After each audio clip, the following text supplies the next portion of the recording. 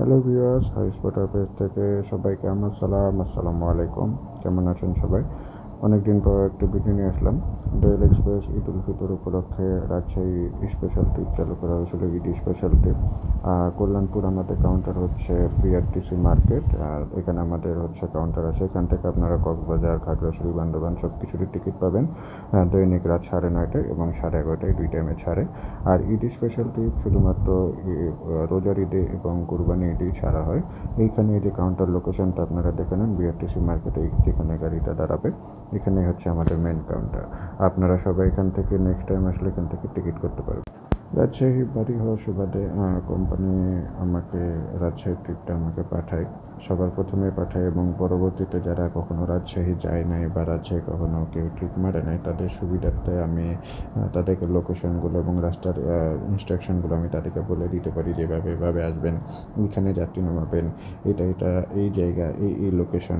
যাচ্ছি রাজশাহী ঢোকার পথে এই যে বানেশ্বর বাজারের আগে এখানে এই কাভার্ড ভ্যান মানে আর কি ড্রাম ট্রাক, একটি মোটরসাইকেলে তারা বাবা সন্তান ছিল। তো তাদেরকে পিষে মেরে ফেলার কারণে এলাকাবাসী এই ট্রাকটি জব্দ করে ট্রাকে আগুন ধরিয়ে দেয়। বাট আমার কাছে মনে হয় না যে ট্রাকটাতে আগুন ধরিয়ে দিয়ে কোনো কিছু লাভ হয়েছে। সর্বোচ্চ একটা কাজ করতে পারতো, সেটা হচ্ছে ট্রাকের তো দোষ না, এটা তো একটা মানুষ চালাইছে, সেই মানুষটাকে ধরে তারা পুলিশের কাছে দিতে পারতো। বাট তারা সেটা না করে ট্রাকে আগুন ধরিয়ে দিয়েছে। বাট হচ্ছে এটা আমার কাছে একদমই ভালো লাগে না। এটা হচ্ছে একটা মানুষের ব্যক্তিগত সম্পদ বা কোনো একটা মানুষের সম্পদ।